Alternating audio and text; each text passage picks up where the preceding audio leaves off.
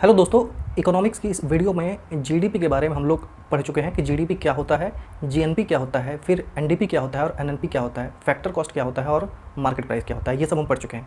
आज की वीडियो में हम लोगों को पढ़ना है कि जीडीपी डिफ्लेटर क्या होता है, जीडीपी को मेजर सीएसओ कैसे करता है। सीएसओ जिसकी स्थापना 1951 में हुई थी, ये जीडीपी को मेजर करने के कौन कौन से मेथड को अपनाता है, तो ये एग्जाम में पूछ लिया जाता है। फिर हमें ने नेशनल इनकम के बारे में पढ़ा है, तो हमें फिर पर्सनल इनकम और डिस्पोजेबल इनकम क्या होता है, इसके जो क्या अंतर है, इन दोनों को पढ़ना है। उसके बाद हम लोगों को अनएम्प्लॉयमेंट एक बहुत इंपॉर्टेंट चैप्टर है, जिसके बारे में अक्सर एग्जाम में पूछ लिया जाता है कि कौन सी तरह का अनएम्प्लॉयमेंट को क्या कहते हैं। जैसे कि अगर एग्रीकल्चर की बात की जाए तो ज़रूरत से ज़्यादा लोग जब लगे रहते हैं और उनका प्रोडक्शन में कोई बहुत ज़्यादा हेल्प नहीं होता है, उनके हट जाने पे भी प्रोडक्शन पे कोई फ़र्क नहीं पड़ता, तो इस तरह की बेरोज़गारी को क्या कहा जाता है। या कोई व्यक्ति एक जगह काम कर रहा है और दूसरे काम की तलाश में उसने जब पहली जगह का काम छोड़ दिया और फिर वो खाली बैठा, तो उसको कौन सी बेरोज़गारी कहा जाता है। तो इन सबको हमको पढ़ना है। बेरोज़गारी क्यों होती है, कारण क्या है उसके, कैसे उनको कम किया जा सकता है, ये सब हम पढ़ेंगे। फिर उसके बाद हम लोगों को पुअर्टी के बारे में भी पढ़ना है। बहुत सारा कुछ पढ़ना है आज हम लोगों को, तो पुरानी वीडियो मेरी इकोनॉमी की देख लीजिएगा, उससे आपको बहुत कुछ समझ में आ जाएगा। जीडीपी हम लोगों ने निकालना सीख लिया है कि GDP, market price, factor cost क्या होता है। लेकिन एक और जीडीपी होता है, जीडीपी एट कांस्टेंट प्राइस और जीडीपी एट करंट प्राइस। इन दोनों को समझ लेते हैं। जीडीपी दो तरह का होता है, करंट प्राइस और कांस्टेंट। इसको समझना ज़रूरी है। मान लीजिए 2015 में कोई कंपनी ने 3 गाड़ियों का प्रोडक्शन किया, 3 कार का प्रोडक्शन किया, प्रत्येक की कीमत 1 लाख है, तो टोटल कितना प्रोडक्शन हुआ, 3 लाख का। ये 2015 में 3 कार की कीमत थी 3 लाख रुपए। लेकिन वही अगर हम 2020 की बात करें, 2 कार का प्रोडक्शन होता है और 1.5 लाख पर कार का कीमत हो जाती है और 2 कार की कीमत हो जाती है 3 लाख रुपए। हमने क्या पढ़ा है जीडीपी के अंदर, किसी भी देश की बाउंड्री के अंदर फाइनल गुड्स एंड सर्विस की जो मार्केट प्राइस होती है किसी निश्चित ईयर में, उसकी मार्केट प्राइस को हम कहते हैं जीडीपी। अब मान लीजिए दोनों ही ईयर में कार का प्रोडक्शन 3 लाख का ही हुआ है, तो क्या जीडीपी सेम रहेगी? जीडीपी सेम नहीं है। इन्फ्लेशन की वजह से बाद में कारों का प्रोडक्शन तो कम हुआ है, लेकिन उसकी कीमत भी 3 लाख वैसी की वैसी है। तो इस दो तरह के प्राइस को कहा जाता है। ये 2020 का हो गया करंट, ये करंट जीडीपी हो गया, और 2015 हो गया, 2015 के हिसाब से करंट जीडीपी हो गया। लेकिन अगर हम 2020 में अगर जीडीपी को काउंट करना चाहते हैं तो हम लोगों को 2015 के साथ इसको एडजस्ट करना पड़ेगा, और उस हिसाब से हमारा जीडीपी हो जाएगा 2 लाख रुपए। 2 लाख जीडीपी हो जाएगा, यानी कि जो 3 लाख का है जीडीपी, यहाँ पर 3 लाख, और हम अगर 2015 से उसको एडजस्ट करते हैं तो 2 लाख का हो जाता है। तो 3 लाख वाले को कहा जाता है नॉमिनल जीडीपी। नॉमिनल जीडीपी क्या होता है कि करंट मार्केट प्राइस पे किसी भी वस्तु की कीमत होती है। लेकिन रियल जीडीपी अगर उसको हम, रियल जीडीपी क्या होती है, अगर हम उसको किसी निश्चित ईयर के साथ एडजस्ट करते हैं, जैसे कि 2015 के साथ अगर हमने इसको एडजस्ट किया, 2015 के हिसाब से अगर इसकी कीमत को अगर हमने देखा तो उसकी कीमत हुई 2 लाख रुपए, तो उसको कहते हैं रियल जीडीपी। इसी रेशो को कहा जाता है जीडीपी डिफ्लेटर। इसी रेशो को कहा जाता है जीडीपी डिफ्लेटर। और ये कितना आ जाएगा, नॉमिनल जीडीपी है 3, रियल है 2, इसको 100 से मल्टीप्लाई करेंगे, ये आपका जीडीपी डिफ्लेटर 150 आ जाएगा। कभी कभी एग्जाम में जीडीपी डिफ्लेटर की परिभाषा पूछ दी जाती है, या पूछ दिया जाता है कि नॉमिनल बटे रियल होता है जीडीपी डिफ्लेटर, या रियल बटे नॉमिनल होता है जीडीपी डिफ्लेटर। आखिर क्या होता है जीडीपी डिफ्लेटर? तो आपको ये समझ में आ गया होगा कि जीडीपी डिफ्लेटर क्या होता है। जीडीपी करंट प्राइस पे क्या होता है, कॉन्स्टेंट प्राइस पे क्या होता है। इसी तरह से इन्फ्लेशन भी निकाला जाता है किसी भी साल से एडजस्ट करके। तो अभी हमारा बेस ईयर है 2011-12। किसी भी वस्तु की या सेवा की जीडीपी हम निकालते हैं, जब उसका मूल्य निकालते हैं तो हम 2011-12 के साथ उसको एडजस्ट करते हैं और तब वो जीडीपी निकाली जाती है। ये तो हमने ये समझ लिया। अब हम सीएसओ के द्वारा जीडीपी का आकलन किया जाता है, जिसकी स्थापना 1951 में हुई थी।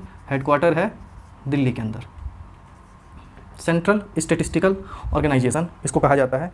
ये जीडीपी निकालने के 3 मेथड को इस्तेमाल करता है, इनकम मेथड, एक्सपेंडिचर मेथड और जीवीए मेथड। उन तीनों मेथड को देख लेते हैं।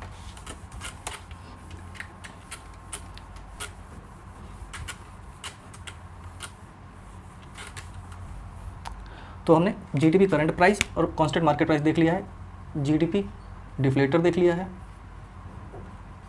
और नॉमिनल और रियल जीडीपी देख लिया है। रियल जीडीपी को देख लिया है। अब हम देखते हैं मेजरमेंट ऑफ जीडीपी।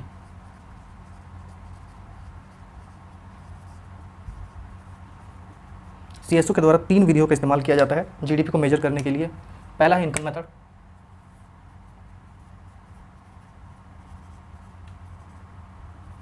जिसे कंजम्पशन मेथड भी कहते हैं।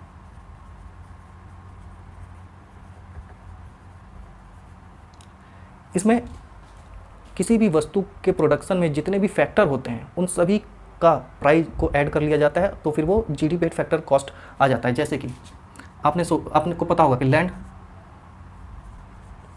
लेबर, एंटरप्रेन्योरशिप,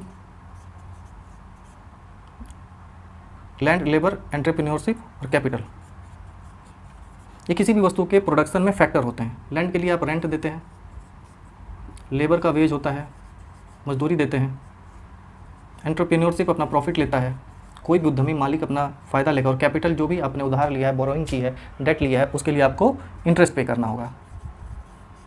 इन तीनों को अगर आप ऐड करते हैं तो आपका जीडीपी एट फैक्टर कॉस्ट आ जाता है।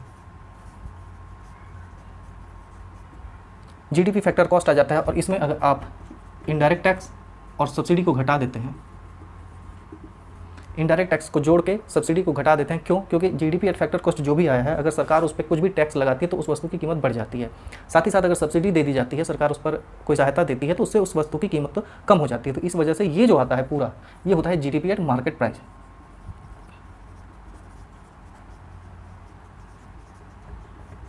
सीएसओ का ये पहला मेथड है, इनकम मेथड या कंजप्शन मेथड। इसके द्वारा जीडीपी एट फैक्टर कॉस्ट निकाल के उसको मार्केट प्राइस निकाल लिया जाता है उसके साथ। फिर से समझते हैं, इनकम मेथड या कंजम्पशन मेथड में आप फैक्टर कॉस्ट जो भी होता है, फैक्टर ऑफ प्रोडक्शन होता है, उनकी कुल कीमत को मार्केट प्राइस को ऐड करके हम लोग जीडीपी एट फैक्टर कॉस्ट निकाल लेते हैं। लैंड का रेंट दिया जाता है, लेबर वेज, एंटरप्रेन्योरशिप या मालिक जो भी होता है प्रॉफिट लेता है, कैपिटल जो भी बोरोइंग की जाती है उसका इंटरेस्ट दिया जाता है। सभी को ऐड करने पे जीडीपी एट फैक्टर कॉस्ट आ जाता है। उसमें आप इंडायरेक्ट टैक्सेज को जोड़ के अगर सब्सिडी घटा देते हैं तो ये मार्केट प्राइस पे जीडीपी आपकी आ जाती है। ये तो पहला मेथड था। दूसरा मेथड होता है एक्सपेंडिचर मेथड। दूसरा है एक्सपेंडिचर मेथड।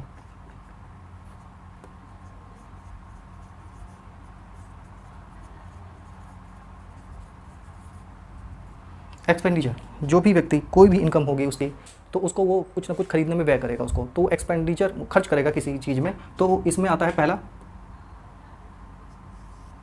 पर्सनल एक्सपेंडिचर आता है, जिसमें कि किसी भी व्यक्ति की पर्सनल एक्सपेंडिचर।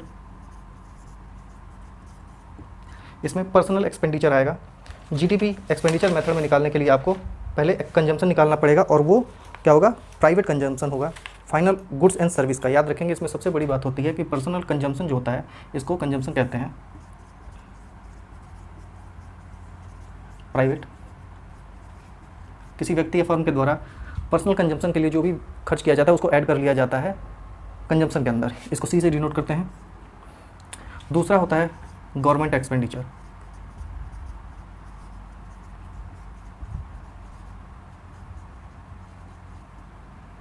गवर्नमेंट जो भी पैसा खर्च करती है किसी भी वस्तु या सेवा या कोई भी इंडस्ट्री कैपिटल पूंजी लगाने में, उन सभी के व्यय को जोड़ लिया जाता है। याद रखेंगे, सैलरी और पेंशन को इसमें ऐड नहीं किया जाता, क्योंकि सैलरी पेंशन जिसको दी जाएगी वो उसके आय में काउंट होगा और उस आय को वो खर्च करेगा, तो उसके पर्सनल कंजम्पशन में ये खर्च हो जाएगा, तो जी हो जाएगा।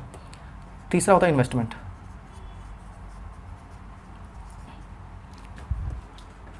कोई भी व्यक्ति अगर कोई पैसा कमाता है तो वो कहीं ना कहीं इन्वेस्ट भी कर सकता है। जैसे आपके पास 50,000 रुपये हैं, आपने 50,000 रुपये ऐड कर दिए, तो वो क्या हो गया? आपका इनकम, आपकी कैपिटल बढ़ गई। आपने के पास एक घर है, आपने एक और घर खरीद लिया, तो आप इन्वेस्ट कर रहे हैं। आपने एक कंपनी है आपकी, आपने एक और कंपनी लगा दी, तो इन्वेस्ट कर दिया। तो आप इन्वेस्टमेंट जितना करते हैं उसकी कितनी मार्केट प्राइस है उसको भी ऐड करके हम लोग ऐड कर लिया जाता है। चौथा होता है इन्वेस्टमेंट में कंजप्शन, गवर्नमेंट एक्सपेंडिचर और इन्वेस्टमेंट। उसके बाद एक्सपोर्ट। मान लीजिए आपने 100 रुपये का कोई वस्तु बाहर एक्सपोर्ट की, लेकिन साथ में आपने 80 रुपये की इंपोर्ट भी कर ली, तो इसमें फ़ायदा कितना होगा? -20 का। 20 रुपये का आपको घाटा हुआ है। और अगर वहीं आपने 100 रुपये का इंपोर्ट किया, 100 रुपये आप अपने देश में लाते हैं और 80 रुपये का एक्सपोर्ट किया, सॉरी ये तो वही हो गया। अगर आपने 100 रुपये का एक्सपोर्ट किया, 80 रुपये का इंपोर्ट किया, तो +20, आपको 20 रुपये प्रॉफिट हुआ। तो टोटल इंपोर्ट और एक्सपोर्ट का जो आता है नेट इनकम, X एक्सपोर्ट और M इंपोर्ट, तो C + G + I + X - M। ये एक्सपेंडिचर मेथड से हम लोग जीडीपी निकालते हैं, जिसमें प्राइवेट कंजम्पशन होता है, गवर्नमेंट के द्वारा एक्सपेंडिचर होता है, और इन्वेस्टमेंट, इन तीनों को ऐड कर दिया जाता है। और एक्सपोर्ट इंपोर्ट, अगर ज़्यादा एक्सपोर्ट होगा तो आपका ये जीडीपी बढ़ जाएगा, पॉजिटिव में बढ़ जाएगा, और अगर इंपोर्ट ज़्यादा होगा तो आपका ये माइनस में आ जाएगा, पूरा माइनस में आ जाएगा और जीडीपी आपकी कम हो जाएगी। इसीलिए कहा जाता है कि एक्सपोर्ट ओरिएंटेड होना चाहिए, आपको एक्सपोर्ट ज़्यादा करना चाहिए। बट दुर्भाग्यवश हमारे यहाँ इंपोर्ट ज़्यादा होता है, इंपोर्ट ज़्यादा होता है, इसी वजह से जीडीपी हमारी कम हो जाती है। इसके कुछ ड्रॉबैक हैं। एक्सपेंडिचर मेथड देख लिया हमने, तीसरा देखना है जीवीए मेथड।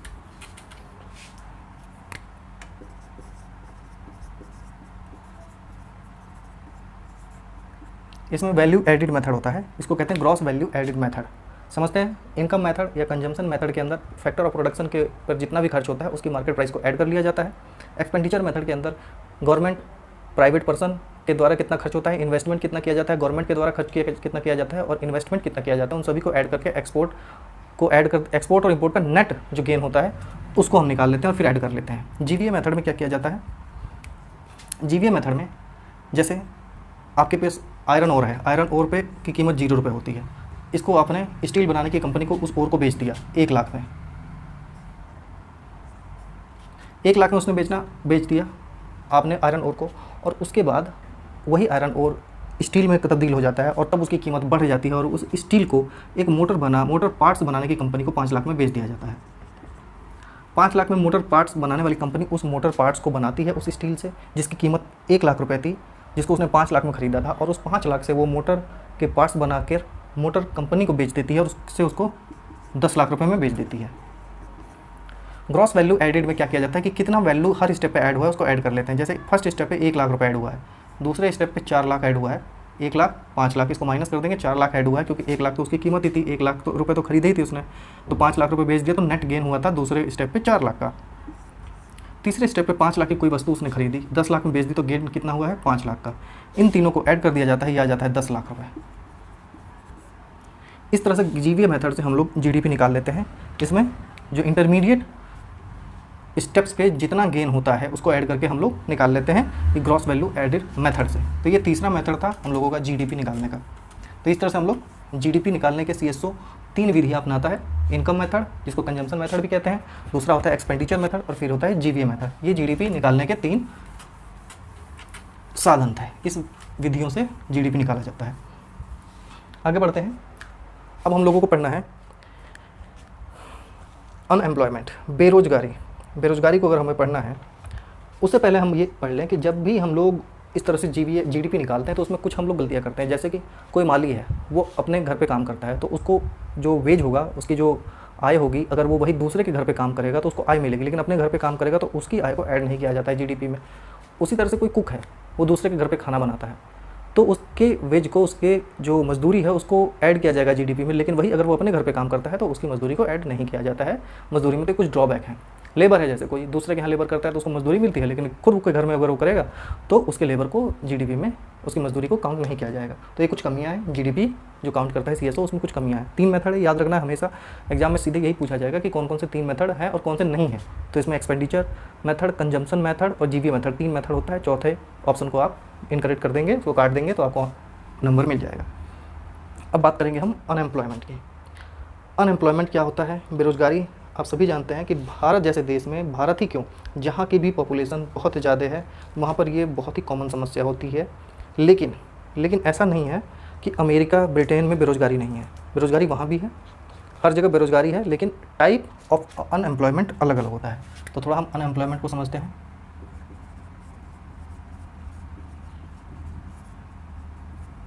अनएम्प्लॉयमेंट में क्या होता है कि कोई व्यक्ति अगर वो विलिंग है वर्क करने का, एबल टू वर्क, अगर वो काम करने के सक्षम है, ऐसा नहीं है कि काम वो कर नहीं सकता है और फिर भी वो काम ढूंढ रहा है, काम नहीं मिल रहा है तो वो बेरोजगार कहलाएगा, ऐसा नहीं है। Can't find a suitable job,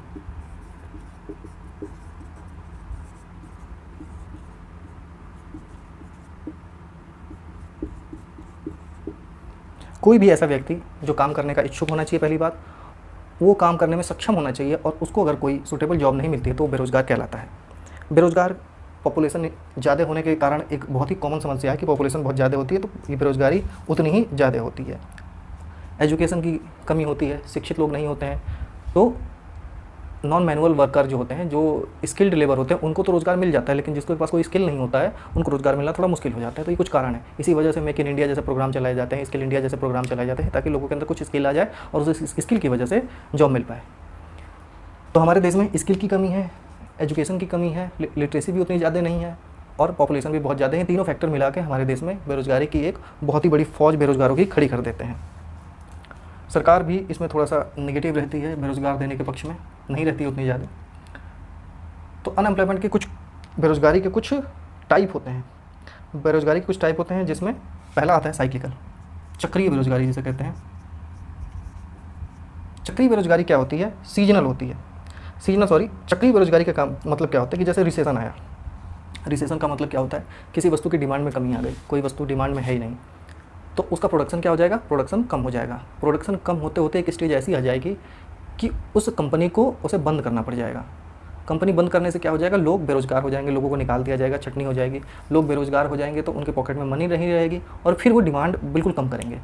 demand नहीं करेंगे तो फिर वही एक चक्र चलेगा जिसमें डिमांड नहीं है, प्रोडक्शन भी नहीं है, बेरोज़गारी भी है, और ये चक्र चलता चला जाता है और इसी को डिप्रेशन भी कहा जाता है, रिसेशन, मंदी कहा जाता है। तो ये साइक्लिकल बेरोज़गारी यही कहलाती है। जब डिप्रेशन हो, रिसेशन हो, उस समय जो बेरोज़गारी होती है उसको साइक्लिकल कहा जाता है, चक्रीय बेरोज़गारी कहते हैं, जिसमें इनकम बिल्कुल नगण्य हो जाती है, आउटपुट इंडस्ट्री का बिल्कुल गिर जाता है ना, डिमांड बहुत कम हो जाती है। तो ये आप समझ गए साइक्लिकल बेरोज़गारी, कि अब जब रिसेशन या डिप्रेशन आता है तब होती है ये। रिसेशन आ जाए, डिप्रेशन आ जाए। रिसेशन क्या होता है? जब डिफ्लेशन होता है, वस्तुओं और सेवाओं की कीमतों में गिरावट आने लग जाती है, और ये गिरावट 2 क्वार्टर तक अगर रहती है, यानी कि 6 मंथ तक अगर रहती है, तो उसको हम लोग कह देते हैं कि ये रिसेशन आ गया है। लेकिन क्या हो जब वो रिसेशन लंबे समय तक चलता चला जाए, 6 महीने, साल भर हो जाए, 2 साल हो जाए, तो वही डिप्रेशन में कन्वर्ट हो जाता है। और डिप्रेशन एक बहुत ही भयानक स्थिति होती है जिसमें कंपनियाँ बंद हो जाती हैं, इंडस्ट्री बंद हो जाती है, बेरोज़गारी बहुत ज़्यादा बढ़ जाती है। तो वो कंडीशन बहुत ही खतरनाक होती है और उस समय जो बेरोज़गारी होती है उसको हम साइक्लिकल बेरोज़गारी, चक्रीय बेरोज़गारी कहते हैं। सीजनल का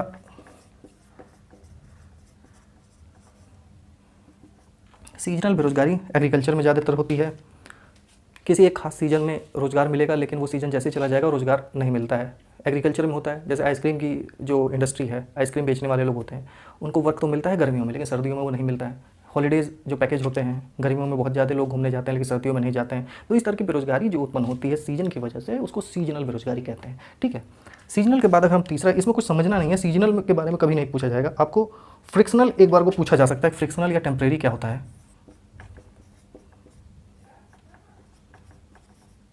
फ्रिक्शनल या टेम्परेरी के बारे में एक बार को पूछा जा सकता है कि फ्रिक्शनल और टेम्परेरी क्या होती है। बहुत ही इंपॉर्टेंट है। जैसे कि आप किसी कंपनी में जॉब कर रहे हैं, ठीक है, और आपको लगता है कि ये जॉब मेरे लायक नहीं है और आप वो जॉब छोड़ना चाहते हैं, लेकिन साथ ही साथ आपको दूसरी जगह जॉब नहीं मिल पा रही है क्योंकि आप एक जगह पे जॉब कर रहे हैं। तो जैसे ही आप उस जॉब को छोड़ देते हैं और दूसरी जॉब को पकड़ने के लिए कुछ दिनों तक के लिए, सपोज 1 महीने 2 महीने के लिए आप घर पे बैठ जाते हैं, तो उस जो 1-2 महीने के लिए आप जो बेरोज़गार रहते हैं उसी को कहा जाता है फ्रिक्शनल या टेम्पररी अनएम्प्लॉयमेंट। टेम्पररी बेरोज़गारी उसी को कहा जाता है। बहुत ही सिंपल है। जब आप किसी दूसरे जॉब की तलाश में रहते हैं और दूसरे जॉब की तलाश में आप पहली जॉब को छोड़ के जब बेरोज़गार हो जाते हैं कुछ समय के लिए, ऐसा नहीं है कि आप वो बेरोज़गार लंबे समय तक रहना है, उसके बाद आपको जॉब मिल जाती है, तो वो फ्रिक्शनल टेम्पररी बेरोज़गारी होती है। ये थोड़ा इंपॉर्टेंट है, इसको थोड़ा याद रखेंगे। एजुकेशनल बेरोज़गारी होती है। एजुकेटेड लोग जितने भी होते हैं वो अंडर एम्प्लॉयड होते हैं। अंडर एम्प्लॉयड का मतलब अभी आपने सुना होगा कुछ दिन पहले, जैसे कोई IIT पास लड़का, बीटेक, वो ग्रुप B की जॉब कर रहा है, तो ये अंडर एम्प्लॉयड होगा, क्वालिफिकेशन के हिसाब से बहुत लोअर जॉब हो गई। तो इसको आपको ध्यान रखना है। एजुकेशनल जो फील्ड होती है उसमें। चौथा बेरोज़गारी मेन होता है डिस्गाइज।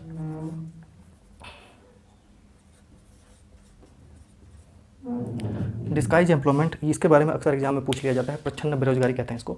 डिस्गाइज बेरोज़गारी में क्या होता है कि एग्रीकल्चर में सबसे ज़्यादा होता है। मान लीजिए कोई एक लैंड है, उस पर 3 लोग मिलकर उसकी खेती कर सकते हैं। प्रोडक्शन जितना हो रहा है, अगर वो प्रोडक्शन इफेक्ट ना करे, मान लीजिए उस पर 3 लोगों के द्वारा जो प्रोडक्शन हो रहा है उसी पे आकर 30 लोग जॉब करने लग जाए, 30 लोग उस पर काम करने लग जाए, तो क्या होगा?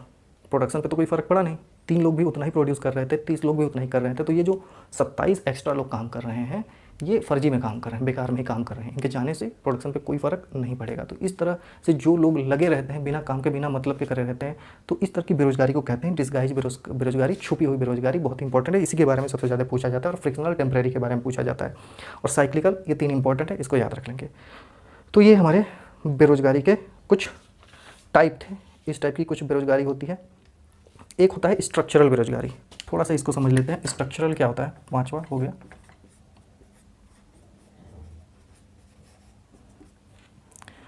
स्ट्रक्चरल बेरोजगारी, स्ट्रक्चरल बेरोजगारी क्या होता है? इस तरह की बेरोजगारी में जैसे सोसाइटी का स्ट्रक्चर चेंज हो जाए, नाम सही है इसमें कि सोसाइटी का स्ट्रक्चर चेंज हो जाता है, लेकिन इसमें होता क्या है?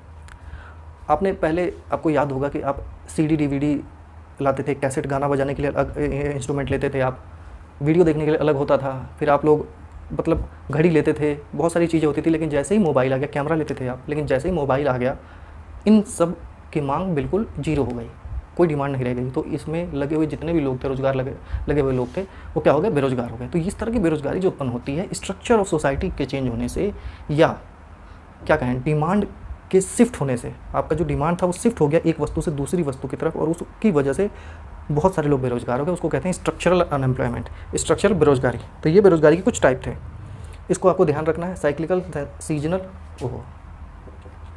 सीजनल, फ्रिक्शनल, डिस्गाइज बेरोजगारी और स्ट्रक्चरल बेरोजगारी। ये बेरोजगारी से संबंधित प्रश्न जरूर पूछे जाते हैं। अनएम्प्लॉयमेंट का ये बहुत ही इंपॉर्टेंट है। अच्छा, अनएम्प्लॉयमेंट को के आंकड़े, अनएम्प्लॉयमेंट के जो आंकड़े होते हैं वो कौन जारी करता है? ये बहुत ही इंपॉर्टेंट क्वेश्चन है। अनएम्प्लॉयमेंट के आंकड़े जो NSSO जारी करता है, जो बेरोजगारी होती है इसके आंकड़े कौन जारी करता है? इसके आंकड़े करता है national sample survey of India, इसके आंकड़े जारी करता है। GDP के आंकड़े CSO जारी करता है। तो ये आपको याद रखना है। अब कुछ इंपॉर्टेंट चीज़ें पढ़ लेते हैं हम लोग, जो कुछ छूट जाती हैं बीच बीच में।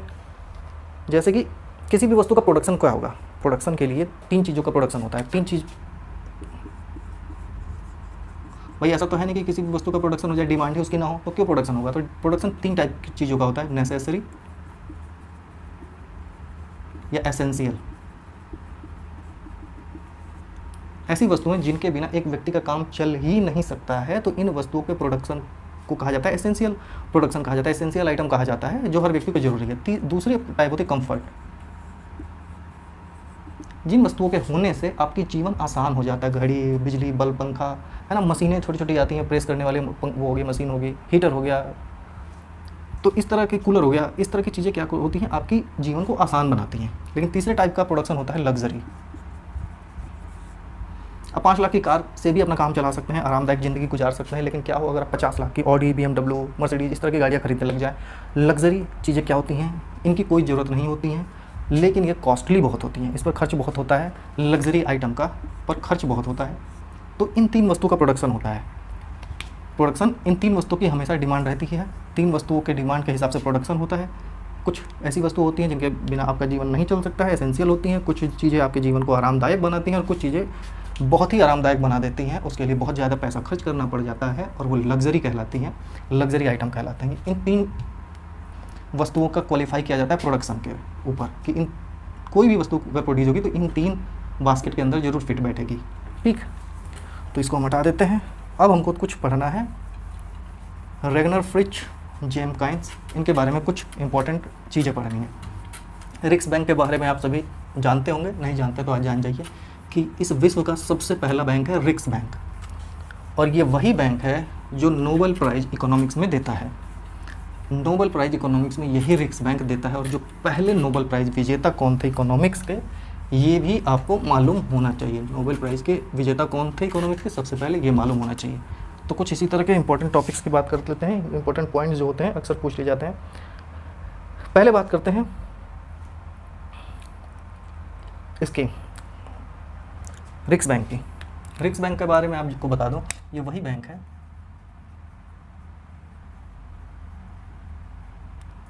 First bank in the world, विश्व का पहला बैंक है ये रिक्स बैंक। RIKS भी कहते हैं, CS भी कहते हैं, दोनों सही है। और यही वो बैंक है जो नोबेल प्राइज़ का वितरण करता है। रिक्स बैंक है कहाँ पर? रिक्स बैंक की स्थापना कब हुई थी, तो ये हमको पता होना चाहिए। 1656 में रिक्स बैंक की स्थापना हुई थी। 1864 में बैंक ऑफ इंग्लैंड की स्थापना हुई थी। RBI की स्थापना 1935 में हुई थी। लेकिन बैंक छापने का अधिकार 1897 में दिया गया था इसको। तो ये पूछा जाए कि बैंक छापने का अधिकार सबसे पहले दुनिया में किस बैंक को दिया गया था, तो बैंक ऑफ इंग्लैंड है। वैसे दुनिया का सबसे पहला बैंक रिक्स बैंक को माना जाता है और इसी ने world bank economic Nobel prize in economics की स्थापना की थी इसी ने, और यही देता भी है। ठीक है, स्वीडन में है ये रिक्स बैंक, ये याद रखेंगे, स्वीडन में है, स्वीडन में है। तो ये आपने याद कर लिया। अब हम बात करेंगे, ये रैगनर फ्रिच से संबंधित कुछ जानकारियाँ थी। अब हम जेम्स कीन्स के बारे में जानेंगे कि जेम्स कीन्स का नाम भी आपने बहुत बार सुना होगा। जेम्स कीन्स कौन है? Father of macro economics. James Keynes है फादर ऑफ मैक्रो इकोनॉमिक्स। फिर कुछ लोग Adam Smith father of economics कहे जाते हैं, Adam Smith father of economics कहे जाते हैं। तो जेम्स कीन्स कौन है, इसके बारे में देख लेते हैं। जेम्स कीन्स आपने बहुत बार सुना होगा। आपने ब्रेटन वुड कॉन्फ्रेंस सुना होगा, जब सेकेंड वर्ल्ड वार हुआ था 1945 में, जब खत्म हो गया तो ब्रेटन वुड कॉन्फ्रेंस हुआ था।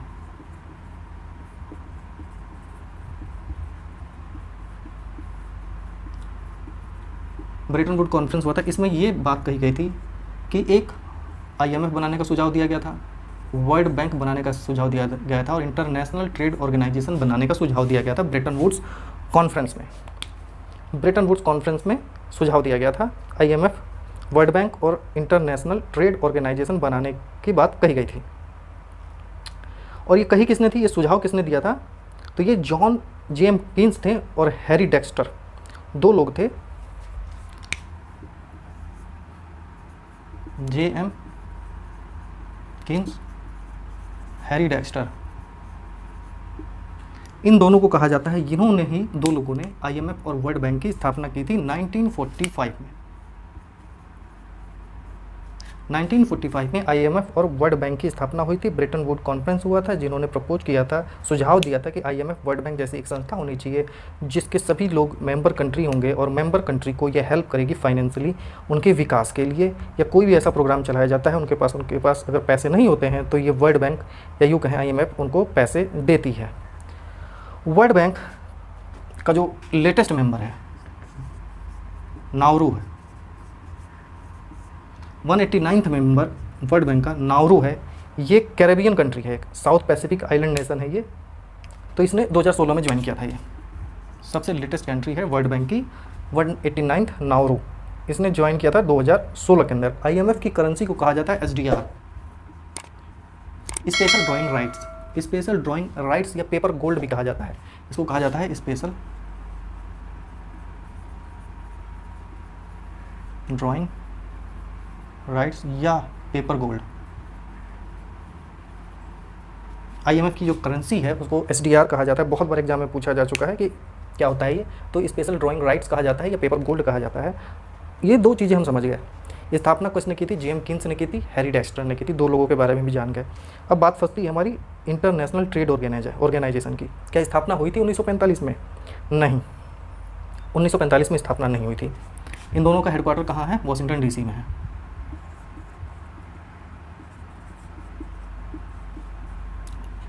वॉशिंगटन DC में है IMF और वर्ल्ड बैंक का मुख्यालय। इंटरनेशनल ट्रेड ऑर्गेनाइजेशन की स्थापना 1945 में नहीं हुई थी। इंटरनेशनल ट्रेड ऑर्गेनाइजेशन को बाद में कह दिया गया था GATT। GATT कहा जाने लग गया था। GATT का मतलब क्या होता है? GATT इंटरनेशनल ट्रेड ऑर्गेनाइजेशन को बाद में रीनेम कर दिया गया था, जिसका नाम होता था general agreement on trade and tariff. General agreement on trade and tariff इसका नाम रख दिया गया था। इंपॉर्टेंट वो नहीं है। वर्ल्ड ट्रेड ऑर्गेनाइजेशन की स्थापना कोई थी 1995 में हुई थी, फिर ये बदल के WTO में चेंज हो गया था 1995 में। इसका हेडक्वार्टर जेनेवा में है। वर्ल्ड ट्रेड ऑर्गेनाइजेशन का हेडक्वार्टर कहाँ पर है? जेनेवा में है। IMF की स्पेशल जो करेंसी होती है उसे SDR कहा जाता है। तो ये थोड़ा जेम्स कीन्स के बारे में था इंपॉर्टेंट पॉइंट, और रैगनर फ्रिच के बारे में था, जो इनको पहला नोबेल प्राइज इन इकोनॉमिक्स दिया गया था। अब हम आते हैं थोड़ा इन्फ्लेशन के बारे में। इन्फ्लेशन क्या होता है, इन्फ्लेशन के टाइप क्या होते हैं, कैसे कंट्रोल किया जाता है इन्फ्लेशन को, ये थोड़ा हम देख लेते हैं। इन्फ्लेशन यानी मुद्रास्फीति, किसी भी वस्तु और सेवा के मूल्य में वृद्धि को कहा जाता है इन्फ्लेशन। इन्फ्लेशन कई तरह से हो सकता है। एनुअली इसको काउंट किया जाता है। अगर थोड़ा बहुत इन्फ्लेशन है तो ठीक है, कभी कभी बहुत ज़्यादा इन्फ्लेशन हो जाता है, 1 रुपये की चीज़ 1000 में हो जाती है, तो उसे क्या कहते हैं? तो इस तरह से इन्फ्लेशन को कई पार्ट्स में डिवाइड कर रखा है। तो हम इन्फ्लेशन के टाइप पढ़ लेते हैं। मुद्रास्फीति भी कहा जाता है इसको। किसी भी वस्तु और सेवा के मूल्य में वृद्धि को कहा जाता है इन्फ्लेशन। इन्फ्लेशन कैसे हो सकता है? डिमांड बढ़ जाए। अगर किसी भी वस्तु की डिमांड बढ़ जाती है तो किसी भी वस्तु का प्राइस बढ़ जाता है। डिमांड बढ़ने का कारण क्या हो सकता है? बेरोजगार बढ़ जाए, लोगों के हाथ में पैसा आ जाए, या सरकार पैसा बांट दे लोगों को। तो कभी कभी कहा जाता है ना कुछ लोगों के द्वारा कि सरकार पैसे क्यों नहीं बांट देती है यार, अब यही पैसे क्यों नहीं छाप देती है। इसका यही कारण होता है कि जैसे ही पैसे बढ़ जाएंगे लोगों के पास, मांग बढ़ जाएगी, और मांग सप्लाई अगर उस हिसाब से नहीं बढ़ेगी तो इन्फ्लेशन आ जाएगा। और इन्फ्लेशन अगर बहुत ज़्यादा दिनों तक रह जाए तो ये बहुत ही खतरनाक होता है। आगे हम समझेंगे। समझना क्या है इन्फ्लेशन को? आप जानते हैं कि वही एक इन्फ्लेशन की होने की वजह से परचेजिंग पावर पैरिटी कम हो जाएगी, आपके रुपए की कीमत कम हो जाएगी, आप चीज़ों को खरीद नहीं पाएंगे इतना ज़्यादा। जैसे वेनेजुएला में हुआ था, अभी इराक में चल रहा है, जो बहुत ही स्थिति बुरी है, बद से बदतर हो जाती है। तो उस इन्फ्लेशन, डिफ्लेशन को, रिसेशन को, डिप्रेशन को एक बार को कंट्रोल करना थोड़ा आसान होता है, लेकिन इन्फ्लेशन अगर बहुत ज़्यादा 3 डिजिट में पहुंच जाए, 300-400% पहुंच जाए, तो उसको कंट्रोल करना मतलब असंभव होता है, लगभग असंभव होता है।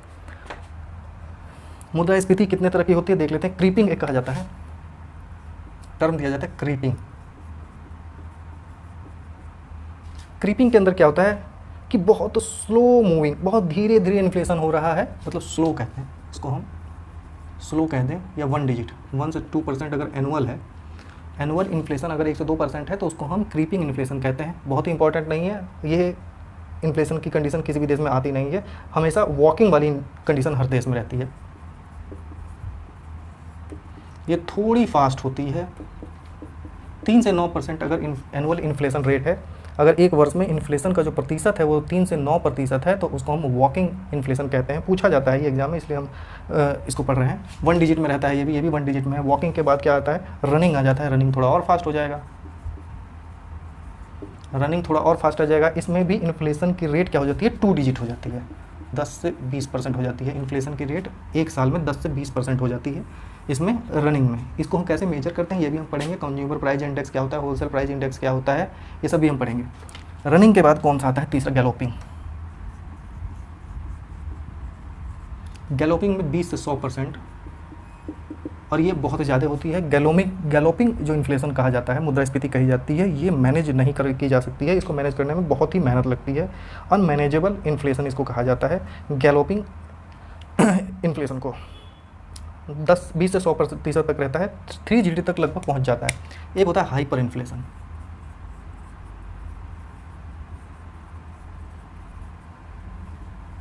सौ प्रतिशत से एक्स्ट्रा 200, 300, 400% वो हाइपर इन्फ्लेशन की उसमें आ जाता है। उसमें रुपए की कीमत बहुत ज़्यादा घट जाती है। जो चीज़ 10 रुपये की थी वो आपको हो सकता है कि 2000, 4000, 5000 में जाए, यानी कि 5000 में वही चीज़ लेके आएंगे आप जो 10 रुपये या 20 रुपये में थी।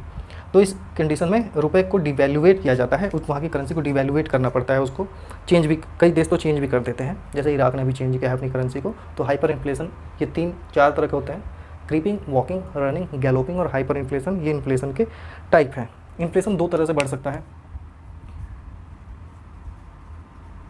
डिमांड पुल, कॉस्ट पुश, 2 तरह से बढ़ सकता है। डिमांड पुल सिंपल एकदम है, डिमांड बढ़ जाएगी अगर किसी भी वस्तु और सेवा के लिए, तो उसका दाम बढ़ जाएगा। डिमांड बढ़ने का एक ही कारण है कि इकोनॉमी के अंदर मनी सप्लाई बढ़ जाए, लोगों के पास पैसा बहुत ज़्यादा आ जाए, तो डिमांड करेंगे वो। लोगों को सरकार सहायता देने लग जाए, आर्थिक सहायता देने लग जाए, फ्री का बिना वर्क का। वैसे कि सरकार से क्या लोगों की उम्मीद रहती है कि सरकार हमारे अकाउंट में बहुत सारे पैसे दे दे, लेकिन आप उस पैसे जो सरकार दे रही है उसके बदले में आप तो कुछ प्रोड्यूस कर नहीं रहे हैं। तो इस तरह की जो आर्थिक सहायताएं होती हैं, जो आजकल भारत में बहुत प्रचलन बढ़ गया है कि इस तरह की आर्थिक सहायता दे दो, लोन कोई दे रहा है तो उसको माफ़ कर दो, तो इस तरह से हमारी देश की इकोनॉमी की ऐसी वाट लगती है कि वो कभी संभल नहीं पाती और लोगों की आदत भी वैसे ही बन जाती है। और ज़्यादातर सरकार अब यही करना चाह रही है कि एक तरह से पैसे दो, वोट खरीदो, तो वही चल रहा है आजकल। तो डिमांड पुल इन्फ्लेशन इसको कहते हैं। और कॉस्ट पुश में क्या होता है? किसी भी वस्तु की जो फैक्टर ऑफ प्रोडक्शन है वो बढ़ जाए, लैंड, लेबर, एंटरप्रेन्योरशिप, जो हमने ये सब पढ़ा, कैपिटल, इसकी इंटरेस्ट, लैंड की रेंट बढ़ा दी जाए, लेबर का वेज बढ़ा दिया जाए, एंटरप्रेन्योरशिप, जितने भी उद्यमी हैं मालिक वो अपना प्रॉफिट ज़्यादा लेने लग जाए, तो वो जो कॉस्ट जो बढ़ जाती है उसकी वजह से जो इन्फ्लेशन आती है उसको कहते हैं कॉस्ट पुश, उसको कहते हैं कॉस्ट पुश इन्फ्लेशन। इसको याद रखना है आपको। और कॉस्ट पुश का एक और कारण है कि जैसे कोई भी वस्तु है उसकी सप्लाई कम हो जाए, वो जितनी भी वस्तु थी उसको एक्सपोर्ट कर दिया जाए तो चीज़ कम रह जाएगी, मांगने वाले, डिमांड करने वाले लोग ज़्यादा हो जाएंगे, तभी महंगाई बढ़ जाती है। तो ये भी कॉस्ट पुश इन्फ्लेशन के ये 2-3 कारण हैं। डिमांड पुल और कॉस्ट पुश 2 ही तरह से के जो कारण होते हैं इन्फ्लेशन बढ़ने के, ये 2 ही कारण होते हैं। अब हम मेजरमेंट पढ़ लेते हैं फटाफट। उसके बाद आज की वीडियो ख़त्म हो जाएगी हमारी, ठीक है। कॉस्ट उसको पढ़ लेते हैं, अरे sorry, inflation measurement. Inflation measurement किया जाता है 3 विधियों से। एक इंडेक्स है, कुछ इंडेक्स होते हैं, जैसे कोई भी वस्तु प्रोड्यूस होती है पहले तो प्रोड्यूसर होता है, फिर होलसेलर होता है, और उसके बाद रिटेलर होता है, जहाँ से हम लोग कॉमन मैन यहीं से सामान खरीदता है, ना कि प्रोड्यूसर के साथ या होलसेलर के साथ। प्रोड्यूसर प्राइस इंडेक्स जारी हमारे यहाँ नहीं किया जाता है, होलसेल प्राइस इंडेक्स जारी किया जाता है, और रिटेलर के यहाँ पर जो महंगाई जांच की जाती है वो कंज्यूमर प्राइस इंडेक्स की जाती है। होलसेल क्या होता है कि जैसे कोई भी वस्तु प्रोड्यूस होती है किसी भी फैक्ट्री या कंपनी में, फिर वो होलसेलर के पास जाती है, वहाँ पर उस वस्तु का कीमत दाम कम होता है, लेकिन जितने ही स्टेप्स से के जाने के बाद वो रिटेलर के पास पहुँच जाती है तो उसका प्राइस बढ़ जाता है। तो हमेशा एक्चुअल में तो कंज्यूमर प्राइस इंडेक्स ही कंसीडर किया जाना चाहिए, लेकिन सरकार 2014 तक WPI को ही काउंट करती थी। इसका बेस ईयर मान लिया गया था 2011-12,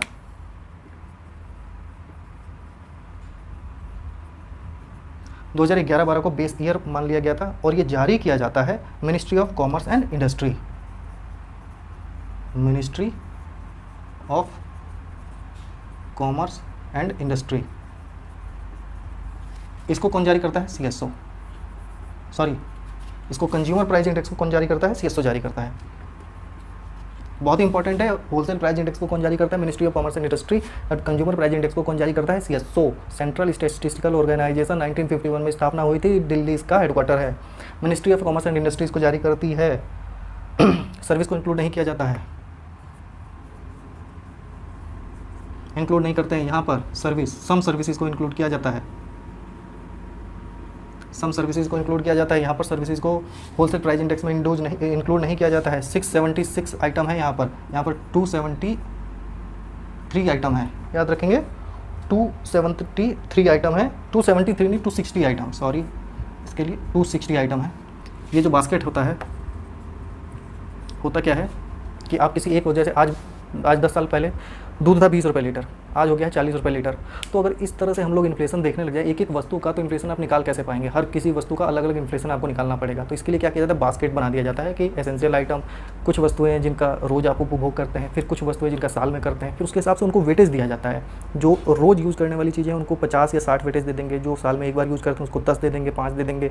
इस तरह से जितनी फ्रीक्वेंसी जिस आइटम की होती है उस हिसाब से उसको वेट दिया जाता है। और तब उनका 2011-12 में प्राइस क्या था और अब कितना है, उसके रेशो को 100 से मल्टीप्लाई करके हम लोग होलसेल प्राइस इंडेक्स जारी करते हैं। तो ये 2014 में रघुराम राजन साहब ने कहा कि भाई ये सब ठीक नहीं है, ये गलत आंकड़े जारी कर रहा है, ये जो एक्चुअल इन्फ्लेशन है उसको ये नहीं दिखा रहा है। क्योंकि होलसेल, कई बार क्या होता है ना, जैसे अभी की स्थिति बता रहा हूँ मैं, होलसेलर के स्तर पर जो इन्फ्लेशन नहीं है, डिफ्लेशन है, लेकिन रिटेलर के स्तर पर बहुत ज़्यादा इन्फ्लेशन है। तो ये तो बिल्कुल गलत हो गया ना आंकड़ा। तो रघुराम राजन सर ने क्या कहा है कि 2014 से कि अब रिटेलर वाला ही कंज्यूमर प्राइस इंडेक्स को ही हम कंसीडर करेंगे, इसको नहीं करेंगे। तो ये डिस्कार्ड कर दिया गया है। कंज्यूमर प्राइस इंडेक्स में अब क्या करना पड़ेगा? इंडस्ट्रियल वर्कर होते हैं, एग्रीकल्चर लेबरल होते हैं, रूरल लेबरर होते हैं, इन सब का अलग अलग से जारी करके इनका जोड़ लिया जाता है। और कुछ सर्विसेज भी हैं इसके अंदर, 260 आइटम है, यही पूछा जाता है। इसमें 676 आइटम थे। तो इस तरह से हम लोग मेजरमेंट कर लेते हैं। हाईएस्ट इन्फ्लेशन रेट कब था? एक और क्वेश्चन होता है कि हाईएस्ट और लोवेस्ट इन्फ्लेशन रेट कब था?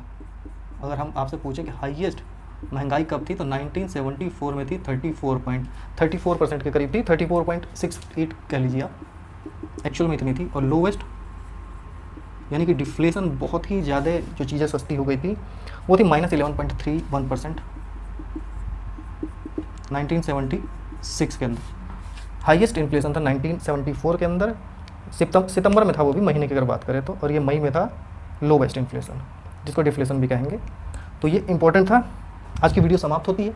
अभी हम लोगों को पोवर्टी नेक्स्ट वीडियो में पढ़ना है, और डेवलप्ड, अंडर डेवलपिंग और डेवलप्ड नेशन की क्या क्वालिफिकेशन होती है, कैसे उनको क्वालिफाई किया जाता है, अलग अलग क्या क्या क्राइटेरिया हैं उनके, वर्ल्ड बैंक क्या कहता है, पोवर्टी के लिए कौन कौन सी कमेटी बनी हुई है, Lakdawala committee, Tendulkar committee, Rangarajan committee, अलग कमेटी, क्या कहते हैं ये लोग, कितनी इनकम होती है, कैलोरी वाली क्या होती है, इन सब के बारे में पढ़ना है। 2 टॉपिक नेक्स्ट वीडियो में हम लोग पढ़ेंगे।